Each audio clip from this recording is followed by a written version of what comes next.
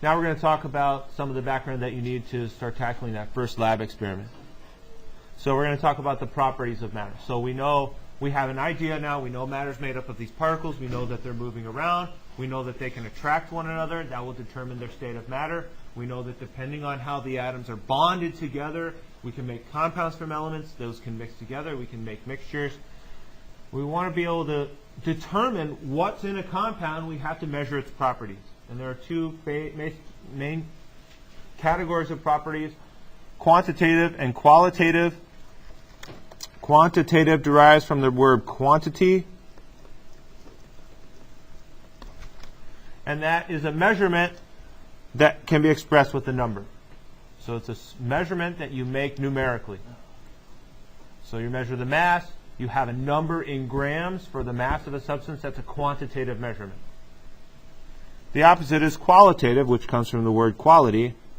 And here we're just saying something more general about a substance. It's not an actual number that we can put to it. Right? So a qualitative measurement might be a color. It's red. There's no number associated with how red it is. Unless I measured the exact wavelength of the red light being reflected by the object, then I could say the wavelength is whatever, 650 nanometers.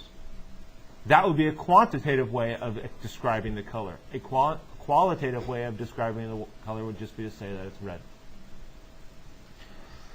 So we like quantitative properties and measurements as much as possible. Because we can associate a number with something, we can be more exact about it.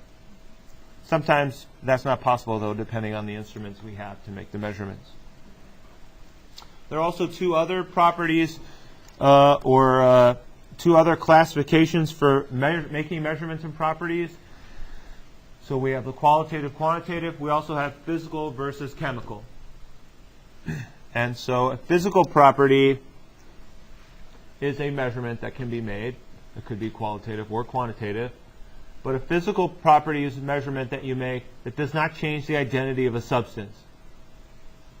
Likewise, a physical change is a change that occurs to a sample without changing its identity. So what is the identity? What determines the identity of a substance? So if I'm going to say this property, I can measure the color of something without changing its identity. Well, how do I know if its identity is changing? What determines or defines the identity of a substance? The identity is determined by the elements that are present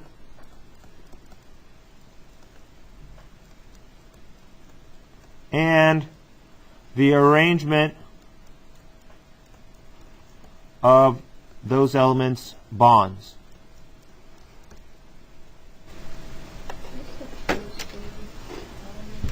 Element, and I put an S here in parentheses, this could be element or elements present. Yeah.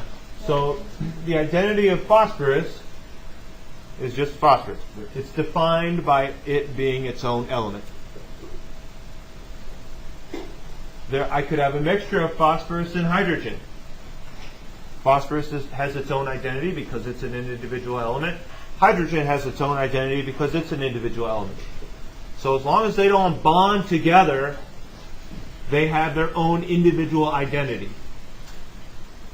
If they bond to make pH3, phosphorus trihydride, that's a compound. When they bond together, they make a compound. So now, phosphorus doesn't really have its own identity anymore, and neither does hydrogen, because once they're bonded together, their properties change. Their behaviors change, the way that they interact with other atoms and molecules changes, so they take on a whole new identity as a compound. It has its own unique identity. So when I have elements present, the arrangement of the bonds between the elements determines the identity of that new substance or that structure that came from those elements coming together. So if I have a physical property, I'm measuring something about my sample that doesn't change the bond between the atoms. Right? So if I'm measuring the color of something, I'm measuring the color of this pen as being blue with my eyes, I can make that measurement or that observation without changing any of the bonds breaking or forming bonds or rearranging any of the bonds in the particles that make up the pen. That's a physical measurement that I'm making. Right, so there's lots of physical properties that I can measure, because I can make lots of measurements on.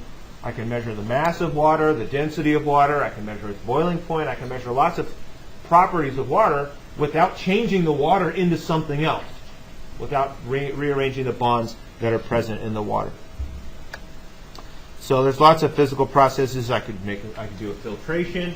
I could do a distillation where I heat this up, it turns into a gas, and the gas comes over here, cools down, turns back into a liquid, recollect liquid. It's still water. Whether it's a gas or liquid, it's still water. So it's a physical process that's occurring because it's not changing the water into individual hydrogen and oxygen atoms or connecting them in a different way to make hydrogen peroxide or something like that. It's still water the entire time. Chromatography is another example where I'm just separating these colors of the ink based on the distance they travel. They were all still there in their original form to begin with. I'm just separating the components of a mixture. That's not a chemical change. That's a physical change, because I'm just separating these things that weren't connected through bonds originally. As long as I'm not breaking any bonds or rearranging the bonds, any change in the position of these particles in space is just a physical change. It's not a chemical change. So mixtures can be separated without the identity of the substances in the mixtures changing, so that's a physical process. The opposite of physical is chemical. Examples of chemical processes like burning something, chemical reactions that something might undergo like digestion or combustion.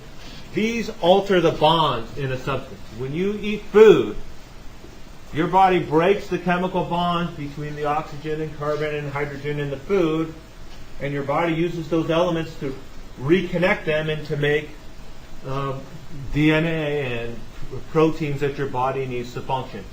Right? That's a chemical change, because you're breaking down the bonds that were originally there and rearranging those bonds between the atoms in a different way.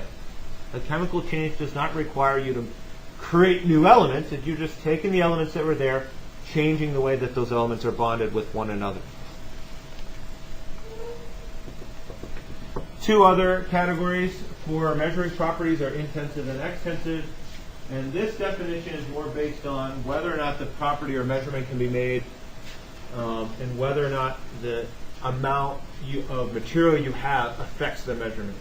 So an extensive property is one that depends on how much material you have.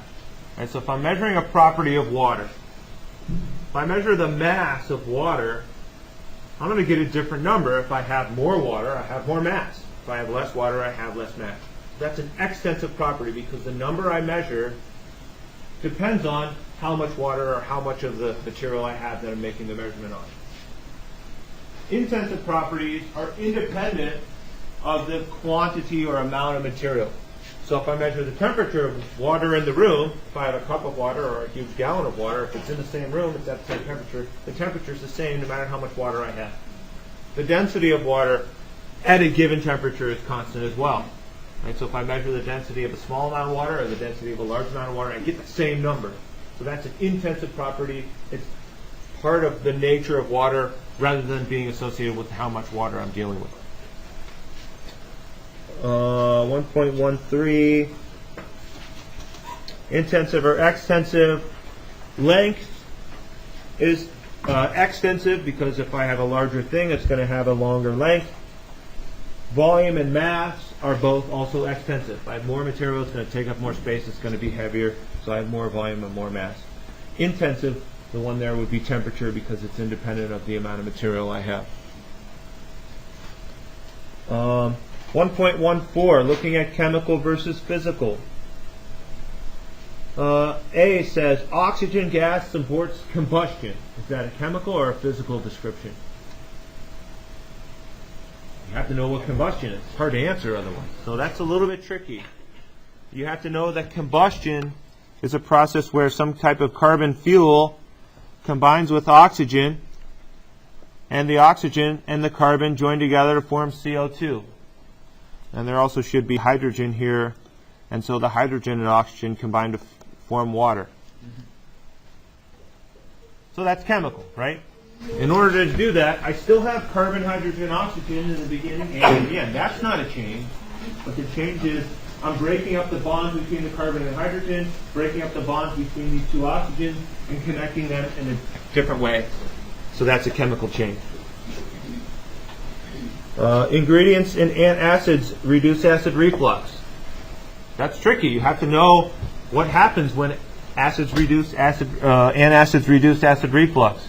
So if you have a base is an antacid.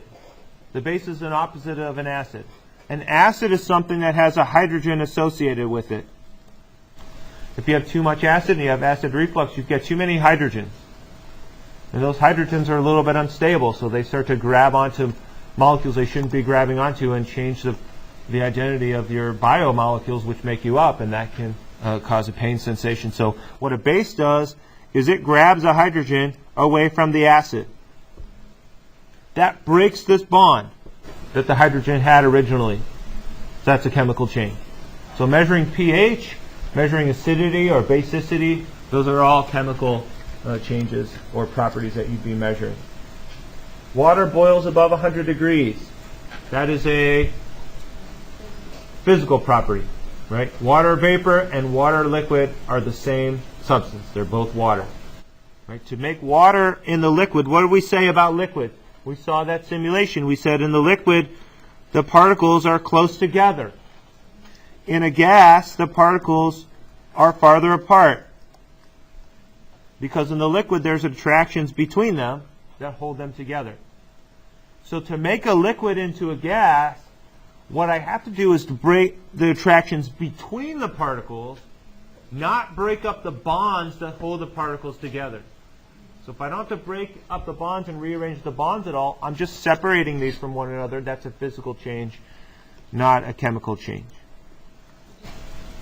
Let's look at 1.16 real quick. A soda loses its fizz and goes flat. Physical or chemical? Physical, right. The carbon dioxide is just leaving. It's leaving, it's still carbon dioxide. I don't have to break any chemical bonds to make that happen. It's just moving the gas from one place to another in space. Frost forms on a windshield after a cold night. That's also physical, right? So in that case, you have water vapor in the air, water molecules in the air that aren't having attraction. And then over a cold night, they slow down because the temperature goes down. And if they get next to one another, they can start to attract, and they line up and form a solid overnight. That's a physical change because you still have the water molecules. They're just now attracted to one another.